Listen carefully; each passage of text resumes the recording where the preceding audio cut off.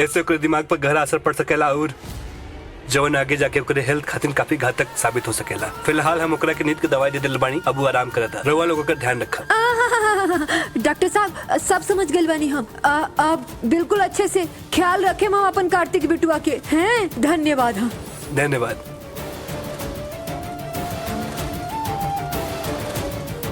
यशोदा, एक काम है तो से अभी कुछ दिन के खातिर जानकी जी के अपन घर ले जा।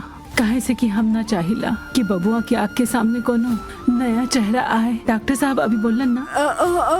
और अम्मा हम कहता नहीं कि वैष्णवी के भी ना भी कार्तिक के सामने रहल ठीक नहीं। नहीं नहीं नहीं उर्मिला, नहीं ऐसा ना हा, बल्कि वैष्णवी के रहते कार्तिक के केहू नुकसान ना पहुंचा सकेला। हमके पहले भी भरोसा रहे कि कार्तिक के हालत में केहू सुधार ला सकेला तो वो वैष्णवी है। आज भी ऐसे हालत में यही सुधार लाई। ओके बेटा, वो ठीक हो जाए।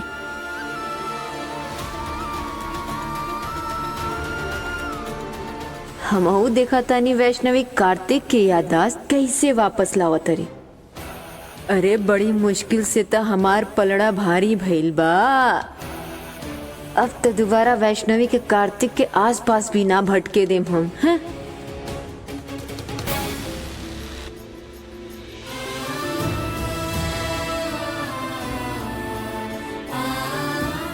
ये बाड़ू तू, ये लड़की के बा और ई यहाँ हमरे कमरा में कहे बैठा रहल।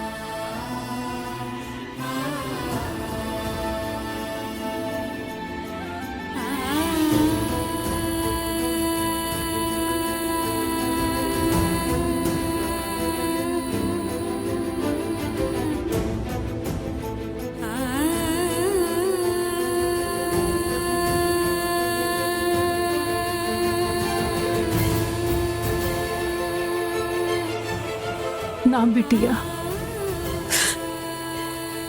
देखा तानी ना दादी, आज से छठ पूजा शुरू होता और हमार पति के हम याद भी नहीं की। उनका तो ये भी ना लगेला कि उनका हमरा से शादी भइल बा। कब तक हमारी परीक्षा चलत रही दादी। बचपन से सोच ले रही जिकरे से हमार बियाह हुई ओकरे साथे हम पूरा निष्ठा से छठी मैया के आराधना करब। लेकिन वो तो हमार सूरत भी ना देखे के चाहता रन दादी।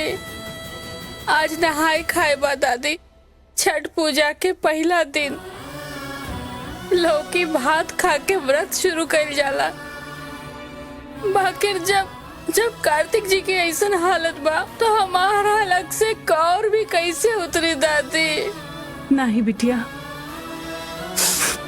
तो के पता है ईश्वर अपन भक्तन के भक्ति का परीक्षा लेवेला और जौन ई परीक्षा में सफल होला वही के ईश्वर की प्राप्ति होला। समझ लो। बाकिर कब तक दादी? थक गइल बानी हम परीक्षा देत। अब तो हमार शक्ति भी जवाब देवे लागला। ऐसा नहीं है बिटिया, और तू तो मैया का सबसे बहादुर भक्त हो, उनकर बच्ची हो। और ई देखा, जब भगवान अपन भक्ति का परीक्षा लेवेला तब भगवान का भी तो परीक्षा होला कि नहीं।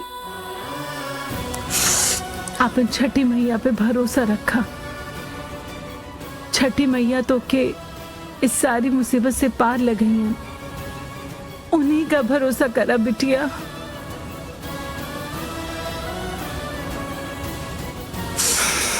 छठी मैया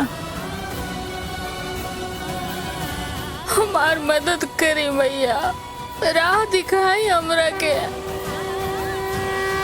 मैया, छठ पूजा पर राउर ई रूप देख के हमार मन भक्ति भाव से भर जाला। लेकिन राउरा पूजा वाला दिन राउर बिटिया पर इतना बड़ के संकट आ पड़ल बा, ऐसन काहे मैया? शैशव, प्रेम करल अत्यंत सरल होला शैशव। किंतु उ प्रेम के निभावल उतना ही कठिन। हर सच्चा प्रेम के जीवन के उतार चढ़ाव के पार कर ही के पड़ेला। कोई कठिनाई के पार कर जाला, ओकर प्रेम सदैव खातिर अमर हो जाला, और जौन ई कठिनाई के पार ना कर पाला ओकरा खातिर एक जीवन भी पार कर जाना भी असंभव लागेला। हमरा दीदी के तो रोम रोम में सच्चाई बा मैया, और जीजू खातिर प्रेम भी। तबे तो ए विविधा के छड़ में भी व्रत केले बाड़ी, और हम जाना तानी रउआ कबो भी ऐसन भक्त से मुंह नहीं मोड़ेम जे इतना श्रद्धा भक्ति से राउर व्रत रखे। श्रद्धा भक्ति आपन स्थान पर उचित बा शासक, किंतु छठ पूजा के व्रत करल आसान ना होला। ई व्रत करे के अर्थ केवल अन्न और जल के त्याग करल ना होला। ई व्रत में भक्त के संयम, त्याग और अनुशासन के भी परीक्षा होला। ई व्रत में भक्त के अपन निजी समस्या के भूल पूर्ण रूप से आराधना में लीन होके के पड़ेला, और जोन ई नियम के पालन कर आपन व्रत पूर्ण करेला ओकर रक्षा करल हमार दायित्व हो जाला। किंतु वैष्णवी के जीवन में आयल समस्या के देख ओकरा खातिर ई व्रत के पूर्ण करला कठिन लागता। काहे कि एक ओर ओकर पति के प्रति ओकर दायित्व है, और दूसरा ओर ओकर भक्ति। अब तो समय ही बताई कि वैष्णवी अपन दोनों कर्तव्य के बीच कौन तरह से तालमेल बिठावेली।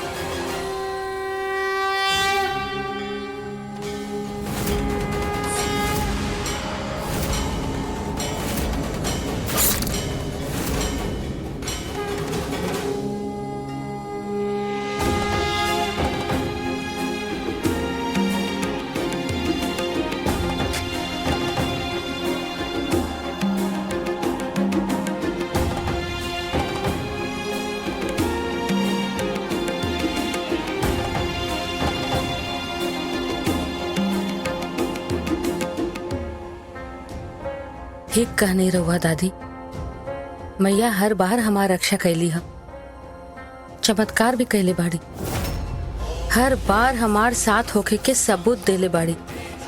अब हमार बारी बा उनका में निष्ठा दिखावे के। रहुआ देखब हम पूरा श्रद्धा के साथ उनकर व्रत करब, और कार्तिक जी के याददाश्त वापस ला के रहब।